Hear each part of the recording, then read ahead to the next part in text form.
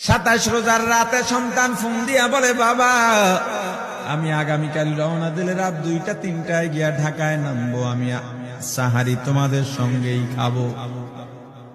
মা বসে আছে, মায়ের সন্তানের বাবাও বসে আছে, সন্তান আসবে।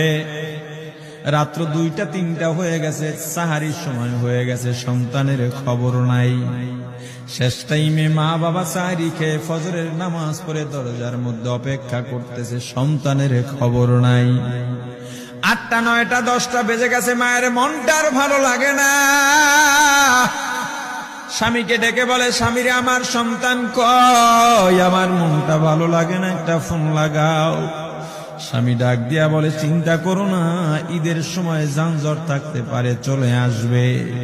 কিছুক্ষণ পর বাবার মনটাও ভালো লাগে না, বাইরে নেমে পায়চারি করতেছে। হঠাৎ করে একটা ফোন চলে আসছে। সন্তানের ফোন দেখে বাবার সে কি আনন্দ। ফোন রিসিভ করে যখনই সালাম দিল, অপর প্রান্ত থেকে সালামের উত্তরে সন্তানের কণ্ঠ পাওয়া যায় না। বাবা ডেকে বললেন, বাবা তুমি কে? এটা তো আমার সন্তানের কণ্ঠ নয়, তবে মোবাইলটা আমার সন্তানের। ওপার থেকে ডাক দেয়া বলে, আপনি কি এই লোকে, এই মোবাইলওয়ালার বাবা? বলে, হ্যাঁ। আপনি এখনো বাড়িতে কি করেন? আপনার যেই সন্তান ঢাকা থেকে গাড়ি নিয়া 2500-এর দিকে রওনা দিয়েছিল, ওই গাড়িটা 2500 পৌঁছতে পারে নাই। পথিমধ্যে সংঘর্ষে রাস্তার মধ্যেই অনেকগুলো মানুষ মারা গেছে, অনেক যুবকও তার মধ্যে আছে। রাস্তার পাশে সাদা কাপড় দিয়া ঢাকা। দেখেন আপনার সন্তান এই লাশের মধ্যে আছে কিনা। মোবাইলটা আমি রাস্তার পাশে পড়ে পাইলাম। বাবা পাগলের মতো একটা দৌড় দিছে। মা মনে করছে সন্তান বুঝি কাছাকাছি চলে আসছে। অন্যান্য সন্তানদের ডাক দেয়া বলে, তোরা কে, কোথায়, এদিকে আয়, তোদের ভাই বুঝি কাছাকাছি আসছে। আমার কলিজার টুকরা সন্তান, তোর বাবা যে আগায় আনতে গেছে, তাড়াতাড়ি নতুন চাদর বিছা, বালিশের কভার গুলো খুলে নতুন কভার লাগা। পানি গরম বসা, আমার সন্তান এসে গোসল করবে। আহারে সবাই ফুলের মেলা, ফুলের তোড়া নিয়ে অপেক্ষা করতেছে। 4টা বছর কলিজার টুকরা বাড়িতে নাই, বিদেশ থেকে আসবে। বাবা স্পটে গিয়া দেখেন অনেকগুলো লাশ, সাদা কাপড় দিয়া ঢাকা। একটা একটা মাথার উপর থেকে কাপড় উঠান আর কৌতূহল বাড়তেছে, কাপড় উঠান আর কৌতূহল বাড়ে। হঠাৎ তাকায় দেখে কলিজার টুকরা সন্তান লাশের মিছিলে শামিল হয়ে গেছে। বাবা সন্তানকে ধরে কাঁদেন আর বলেন, বাবা এত আদর আপ্যায়ন, তোর জন্য এত প্রস্তুতি রে বাবা। তোর মা তোর পথে বসে আছে রে বাবা, কি জবাব দিব বল?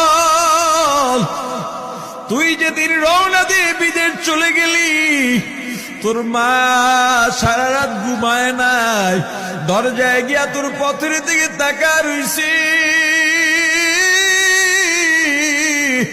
কত রাত আমি মা, আমি বাবা দেখলাম তোর মা গভীর রাতে বিছানায় নাই। খুঁজতে খুঁজতে দেখলাম দরজায় গিয়া তোর মা কাঁদে। কত রাত তোর মা তোর জন্য নামাজ পড়তে পড়তে রাত্রটা নির্ঘুম কাটায় দিছে রে বাবা। কত রাত তোর মা তোর জন্য দোয়া করতে করতে নির্ঘুম রাত্র কাটায় দিছে। এই 4 বছরে 8টা ঈদ, ঈদের সময় আমরা নতুন কাপড় কিনছি, নতুন কাপড় পরছি। তোর মায়ের জন্য আমি নতুন শাড়ি এনে খাটের উপরে রাখলাম।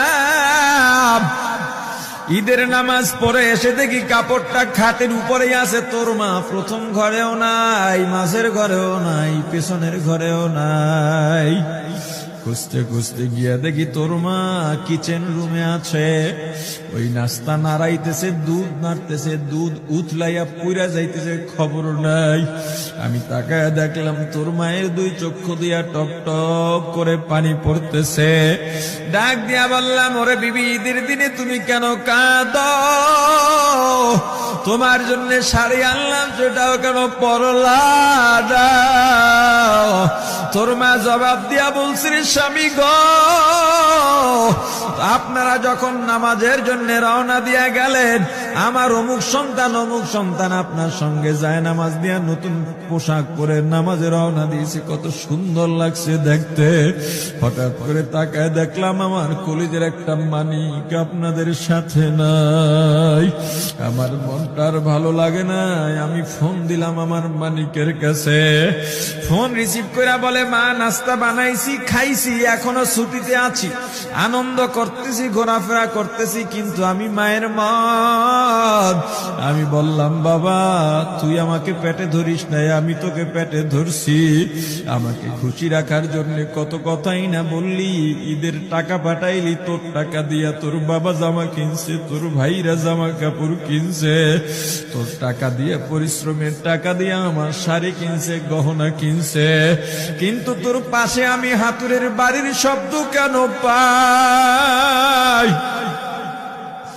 আমার সন্তান বলতে চায় না, পরে বলে, মাগো কাজ করতে আসছি, টাকা নিয়ে কাজ করি, ঈদের দিনেও আমাদের ছুটি দেয় না। ওরে স্বামী বলেন, ঈদের দিনেও যেই সন্তান কাজ করে, এই শ্রমের টাকার শাড়ি আমি মা কেমনে পরব রে? ওরে বাবা, আজকে তুই আসবি, খবর শুনে তোর মা এক সপ্তাহ আগের থেকে ঘুমায় না, তোর জন্য কত রঙের পিঠা বানাইছি, তোর জন্য কত আয়োজন, আমি তোর মাকে কি বলবো বাবা বল। বাবা সন্তানের লাশ অ্যাম্বুলেন্সে উঠে বাড়ির দিকে রওনা দিছে।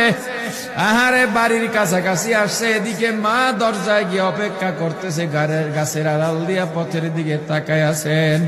দেখেন একটা গাড়ি আসতেছে, মায়ের সে কি আনন্দ, বাড়ির মধ্যে দৌড় দিছে, তোরা কই তাড়াতাড়ি আয়, ফুলের মালাগুলা নিয়ে আয়, গাড়ি এসে পড়ছে। বাড়ির দরজা দিয়ে যখন অ্যাম্বুলেন্সের হরেন দিয়া ঢুকতেছে, হুইসেল দিয়া ঢুকতেছে, মা একটা চিৎকার দিছে, ওরে এই মরণ গাড়ি আবার বাড়ি কেন, কার কপাল পুরুষে?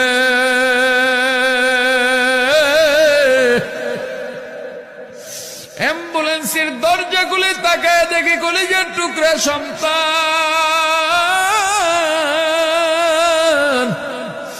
এমন ঘুমাইছে, আর জীবনেও উঠবে না।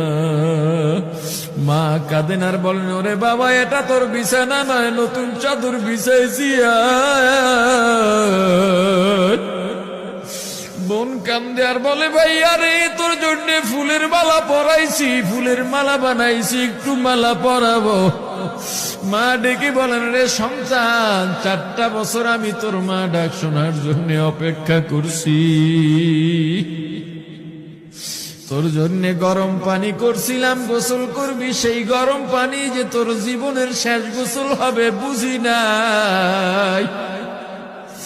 ওরে পর্দালের মাগো, আর কোন ভাষায় বুঝাইলে বুঝবারে মা, দুনিয়ার জীবনটা ক্ষণস্থায়ী, এই দুনিয়ায় নাফরমানি করা যাবে না, এই দুনিয়ায় নাফরমানি করা যাবে না, অহংকার দেখাবার কিচ্ছু নাই, এই দুনিয়া ছেড়ে যাওয়া লাগবে। আল্লাহ এত দয়া করছেন, মায়া করছেন, ওই আল্লাহর সঙ্গে নাফরমানি করো না রে ভাই, ওই আল্লাহর নেয়ামতের অশুকরিয়া করো না,